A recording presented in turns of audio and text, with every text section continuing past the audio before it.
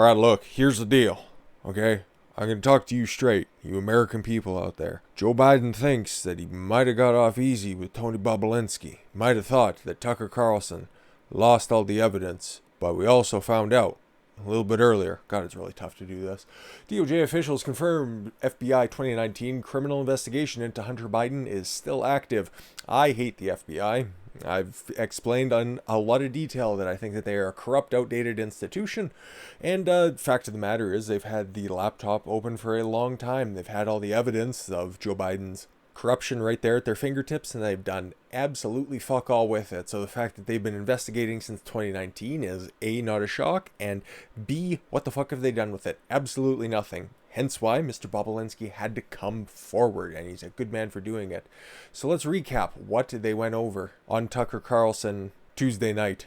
Plausible deniability. Tony Bobulinski claims Biden family shrugged off concerns about risk to 2020 bid in 2017. Bobulinski said he raised concerns in 2017 to Jim Biden, Iraqi homebuilder Jim Biden, about Joe Biden's alleged ties to the joint venture with a Chinese energy firm. What is that, China? China. So, Tony Bobulinski, a former business associate of Hunter Biden, claimed in an interview Tuesday that the Biden family shrugged off concerns that Joe Biden's alleged ties to his son's business deals could put a future presidential campaign at risk. Now, why might you say that? Bobulinski, a retired lieutenant in the U.S. Navy, was a former CEO of Sinohawk Holdings, we've discussed this before, which he said was a partnership between CEF Chairman Yi Jinping, still missing by the way. If you have any information, please contact the CCP because they would love to hear about him. And the two Biden family members, Jim and Hunter. I remember saying, how are you guys going to get away with this? Aren't you concerned? This was Bobulinski to Tucker Carlson on Tuesday night. He claims that Jim Biden chuckled. Plausible deniability. I'm sure he stuttered there, knowing it's a Biden, so they can't fucking hold proper conversation for longer than, 20 seconds? Kind of like a goldfish. A stupid Delawarean goldfish. He said it was directly to me in a cabana at the Peninsula Hotel. I'm sure it's nice.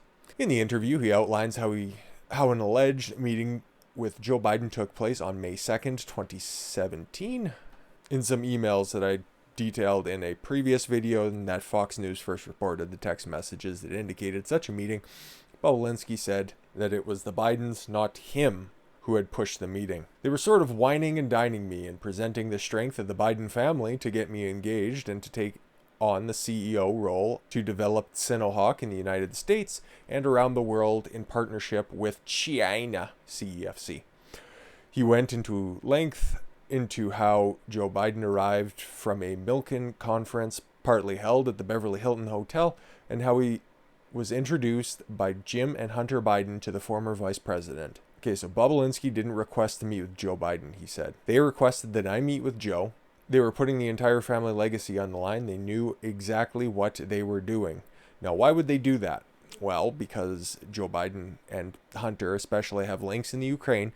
And then, of course, CEFC has a specific executive on their board. And that was, Hunter Biden. And he had infinite links to that entire company. So why, on 10:38 on the night of May 2nd, would Joe Biden take time out of his schedule to take time with me behind a column so people could not see us, to have a discussion with his family and my family and business at a very high level? Okay, that seems creepy, the fact that they needed to be hidden. And so far this guy's been totally on the level, so I've got no reason to believe that he's exaggerating the situation here. So Bobulinski said he was told by CEFC that it was a $10 million deal that would see a $5 million loan to the Biden family, and a $5 million was their contribution to capitalize Sinohawk Holdings. Tony B. also said that Hunter Biden and Jim Biden were looking to complete deals in places like Oman, Congresswoman, and Luxembourg, France, and Romania, although they had no qualifications with which to do so. But we know that doesn't stop the Bidens. Fuck, they barely have a qualification to do anything that they do. Fuck, you don't even have to graduate at the midpoint of your class. You don't have to have any building expertise. You don't have any energy expertise, but that's never stopped them before for turning a buck. I wonder how you could do that.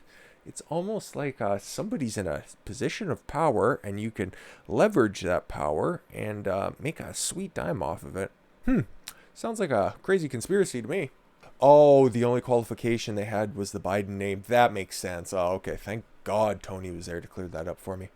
Meanwhile, he praised one of the business partners, James Gilliar, as sharp and as legitimate as they come, but Gilliar had previously told the Wall Street Journal that he was unaware of any involvement at any time of the former vice president. Very interesting, very interesting. I wonder what his ties are, because I couldn't find anything when I was doing research into this. It was the only time that the name James Gilliar would come up was in regards to this entire story. He's kept a fairly low profile outside of the whole Hunter Biden sphere. Bobulinski also said he wouldn't have gone public about it if the comments by House Intelligence Committee Chairman Adam Schiff, who is a human Bic pen and a terrible, terrible human being, please vote Eric Early, that his claims were part of a Russian disinformation campaign were retracted. But that's Adam Schiff's entire stick, really. That's the only thing that he's been running on for the past 4 years. The only reason you know the name Adam Schiff is, oh, my Russia. He's just a creepy looking dude, so. But the entire interview's out there, and yeah, you get a little piece of it up here at the top. The entire interview's about 15 minutes, and they were supposed to do a follow-up Wednesday night. This is how his show started Wednesday night. Tucker Carlson said he had damning documents on Hunter Biden, but lost them in the mail. And there's any hope that all those mail-in ballots would probably get back to the polls on time? Yeah, I doubt it. Okay, well, it wasn't necessarily the United States Postal Service, which has a glowing review and definitely hasn't lost money in the past 13 consecutive years. But no, it was UPS that actually lost the package. All right, so Fox News host Tucker Carlson said on show Wednesday night that he had obtained more documents relating to Hunter Biden, but said they were lost in the mail. On his show, Carlson said he received a collection of confidential documents related to the Biden family without going into any details about their contents. He said they were authentic, they're real, and they're damning. God damn it. On October 14th, the New York Post published a story, yada yada yada. Carlson said the unspecified documents were being sent to him in Los Angeles from New York, so they only had to make it across the entire country. What could possibly go wrong? But they never arrived. Oh no, to everybody's shock.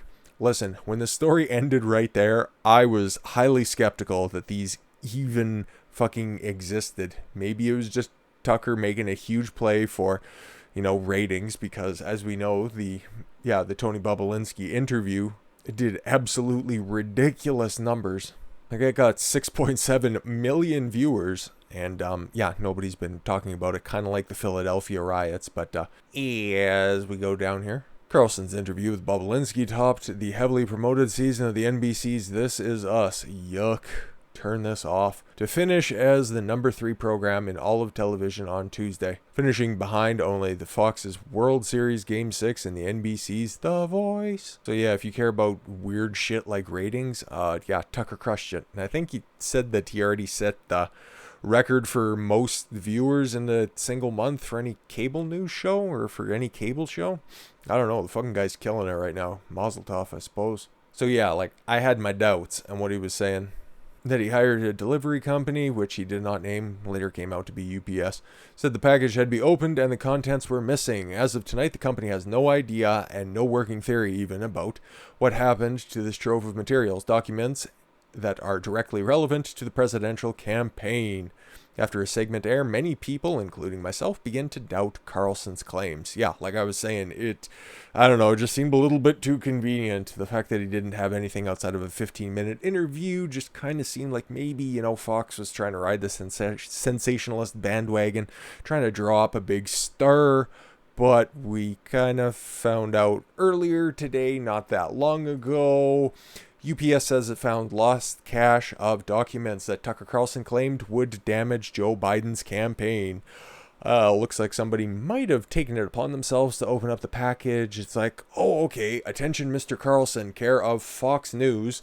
And, what does the subject line say? Oh, Biden shit kicking. Yeah, I should probably get rid of this, right? Vote Harris. Vote Biden Harris. UPS said it found a cache of documents. Ooh, what a clever little phrase that they have there. How about just a bunch of damning evidence that the Fox News host, Tucker Carlson, said went missing under mysterious circumstances. Tucker went on air, like he said. Carlson did not name the courier in his on-air monologue about the disappearance, but UPS later confirmed to Business Insider that it was the company. Hey, good on them for fessing up, man. Fuck, if I screwed up like that, I wouldn't want my reputation to be smeared, but hey, yeah, good on them, I suppose. About midday Thursday, Matthew O'Connor, UPS's senior public relations manager.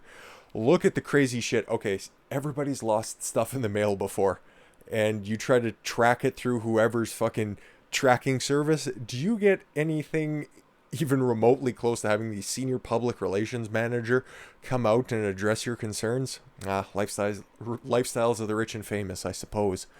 Told Business Insider that the documents had been found and were on their way back to Carlson. Tune in at 11. It remains unclear what happened to him. Well, I'd surmise that somebody took it upon themselves to help out a floundering campaign, which is hilarious right now. But remember, guys, he's up by 17 in Wisconsin and leading by just about every conceivable metric. It's just going to be a Biden landslide next Tuesday.